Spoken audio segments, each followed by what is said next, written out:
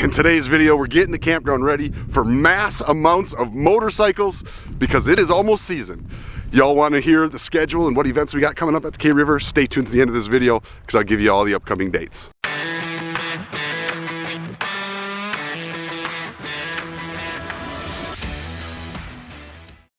Good morning. I'd like to welcome y'all to the day. We are going to be working today on the KRIVER campground.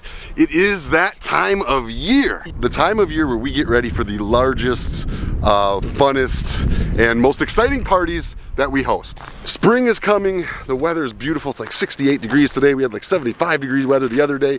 This is our busy season. This is when it's go time here at the KRIVER campground. We have an abundant amount of motorcycles that come through this campground every year. It truly is a motorcycle destination, if you will.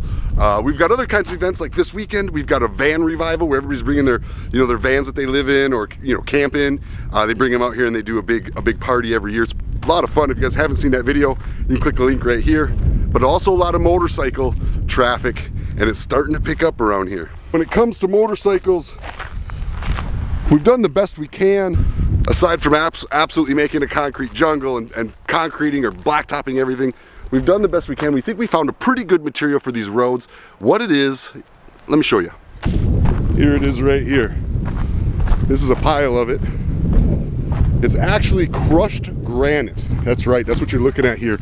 It's just granite that's just pulverized. Obviously it's got some leaves blowing in it. But the material itself is granite, and it's all pulverized, and it really makes for really good roads. It's not the most inexpensive material you can use, but it definitely holds up really well. It packs like concrete, and when you're riding across it with a bike or side by side, there's just not really a lot of dust to it. You can see the granite, looks pretty good down the road. It's a little bit red in color, but like I said, look at this. Packs super hard. One of the guys that was helping me try to figure out this mystery was my man Daryl right here. Daryl, how you doing today? Okay. Yeah, buddy. What do you think of the granite that we're using on these roads? Works good unless you got to dig across there, and then it doesn't dig for anything. That's a good point. It is hard to dig. It's like digging through stone. Well, I guess it is digging through stone. Where the guy showed it to me, I thought it was asphalt. It was so hard and smooth. It is hard.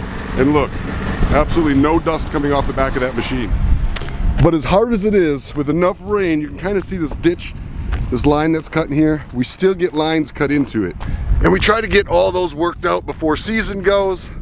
So today, my boy Matt and I are working the tractor with some granite and some shovel. And we're gonna get all these washouts filled in and ready for all the motorcycles that are headed our way.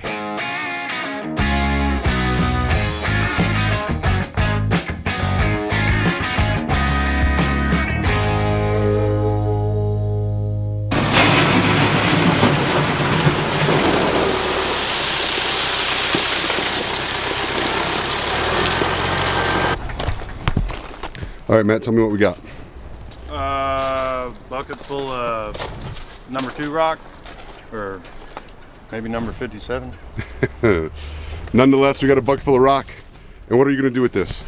Build a road base, build up the road, and then put granite on top of it. All right, man. So this is basically, like you said, number 2 rock, which is essentially clean rock that's been washed about 2 inches in size. They say 2 inches, usually ends up about an inch and a half if I had to measure it. But they call it number 2 2-inch clean rock, and is what Matt is going to put down for the base. Take a ride with us. We'll show you what we're having to fix over here today. What we've got here is a low spot in the ground. The water is pushing into this. I mean, it doesn't help, y'all. The culvert is full. It's full of, debris and dirt, and that definitely slows down the flow, but you're never gonna stop all the debris and dirt from coming down here. And when it clogs up and it's not moving as fast, Then when the water can't pass through there, then it builds up over here, and it flows across the road and washes the road out. So as good as that granite is at packing hard, when that water rushes around here and cuts across that road headed to the river, it's gonna move some material with it. This rock here won't wash away quite as easily as that granite. So he's gonna put this down first, then we'll pack the top of that with the granite, and hopefully it should hold up for a few, for the rest of this season. Yeah, I think so. Until we do it again.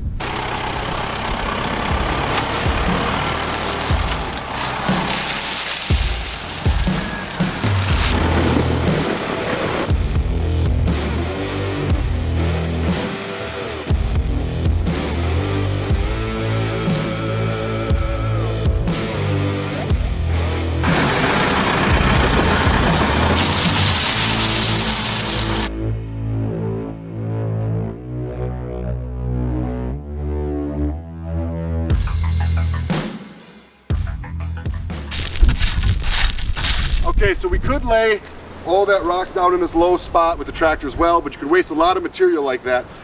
On any given day, we might have thousands of dollars of material stored up around this campground to repair roads, so not wasting it's really important. All right.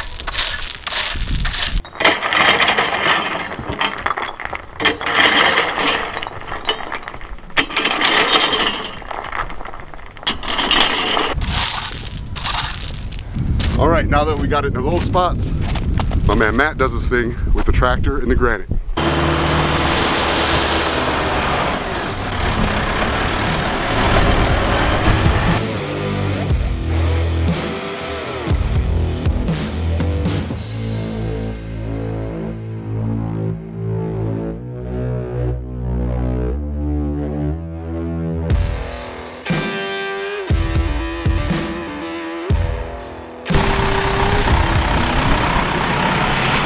You can see now that we've raised from this ditch down here, already up about 4 inches to the top of that granite. We'll just finish filling in here and we'll have one culvert repaired.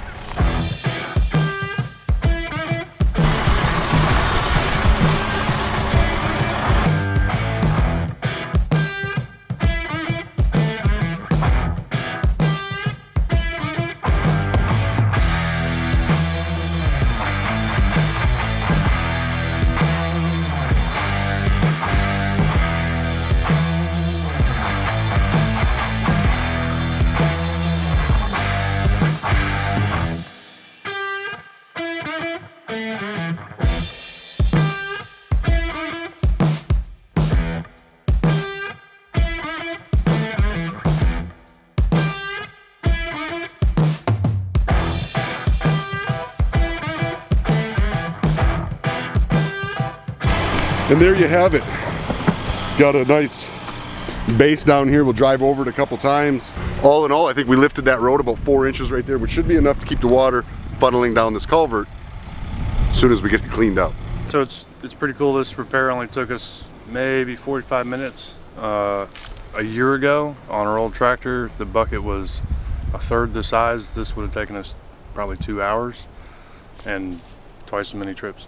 About, I don't know, 4 or 5 loads of material onto this, and that's why it's important to have the right equipment. I mean, yeah, you think, okay, it only saved us an hour to have a tractor that's, you know, this much bigger and frankly this much more expensive, but when you think about it, we've got dozens of repairs like this that we do all year long across this campground to keep these roads rideable and perfect for, well, to keep these roads rideable and as good as we can for our motorcyclists. You start multiplying an hour times a dozen of these repairs times multiple times a year, having the right tool for the job can add up quick. What are you doing, Chucky? Hi, checking out what you're doing. Well, it's your day off, man. Yeah. Day off, you're just down here checking. I still like to check the place out. You're doing, you're playing supervisor, Chucky. Supervisor, yeah. You're coming down here to, well, we just got a repair done over here. What do you think? Okay, no, it looks good. We're gonna try to hold that water back. All right. No, that'll work good. That looks nice. So you see the dark spot there? That's another repair. Another repair right there. Repair. Repair. Lots of repairs to the road today, and it's time to get them done, man. Let me tell you some of the events we got coming up. All right, guys, as promised, I'm gonna give you an update on the events. I'm not gonna go over all the events, things like Easter, things like that. You can catch all of the events on my website, KRIVER.com, but for now, I'm gonna give you kind of the high level, bigger events that different groups are hosting and we're hosting here at the campground. So let's start it off with the first weekend here, February 25th through 27th. This is the Van Revival. This is a really rad group that came last year. It's a bunch of guys who like camp out and set up their vans for like camping, and it's just a really cool cult culture, and I really enjoyed it last year. I did a video on it, in fact. If you want to check out some cool van stuff, this would be the event to attend. April 29th and 30th is the Association of Veterans. This is a motorcycle group, and they also are there that weekend, the 29th and 30th, with North Texas Outdoors. This is a group that's about camping and canoeing and kayaking and outdoors. So whether you're motorcycle or outdoorsman or both, May 5th through 8th is the Fast Life Garage Campout. This is the Fast Life Garage with Jace. He has a podcast online, super talented painter, and he hosts one of the biggest events, probably the second biggest event my campground sees all year long. It's the Fast Life Campout. If you guys don't follow Jace, check him out, man. This event he hosts is nothing but a wild time and a bunch of shenanigans. You get a lot of younger riders in on it. You get a lot of stunt riders in on it. It's just a really cut loose, old school time. There's not any big band venues or anything like that. It's more old school tent camping, drinking all night, bonfires, riding during the day, good old American biker fun. One of the absolute must attend events we have all year long. I will tell you that. May 13th through 15th is the Vietnam Vets and Legacy Vets State Rally. This is a veteran motorcycle group that does charity and supports their communities. They're just a huge group across the country. If you guys haven't seen them, they were here last year. They had a great time. They pretty much take over 3/4 of my campground, and they just do veteran related. Now these guys will have bands and entertainment and vendors, and it's the traditional blown up kind of rally. These guys do it big and they do it right. I will be certain to attend this rally as well. May 27th through 30th is the Warrior Brothers MC event. Now this is another cool event you can come check out, and it also shares another holiday weekend, which is Memorial Day. So it's another great reason just to get out and enjoy the nature and what our veterans sacrificed to give us all every day. And getting down in that campground with a bunch of veterans on Memorial Day, maybe one of the most impactful moments of my year.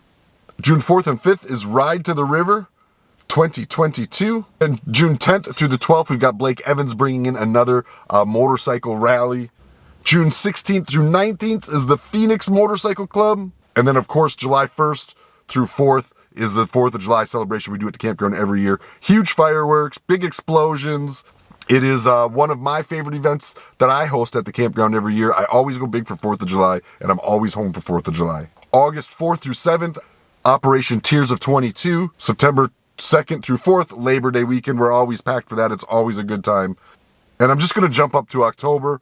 The first weekend of October, that's September 29th through October 2nd, is our Stubborn American Party. This is the biggest event we'll do all year long, and I've got some really cool games I'm bringing in this year. So last year we did a slow race, and we did a guess your partner with their shirt off, and we did a burnout competition, and although we're going to have all those this year, I'm going to dig a big hole with my Kubota, and we are going to do some tug of war. Maybe I'll just fill that hole with beer. We're going to do some arm wrestling competitions. For those less, competitive physically, we're going to go ahead and have a rock, paper, scissors competition.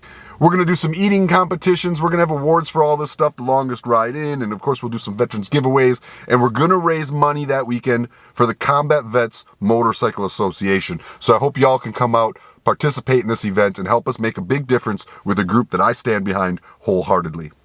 I skipped over a lot of events, as I said in the beginning of this list. I just wanted to give you a highlight. There's many more events you're welcome to come attend right at the campground. Go to KRIVER.com, check out our schedule, check out our cabins, check out your reservations, whatever you want to check out.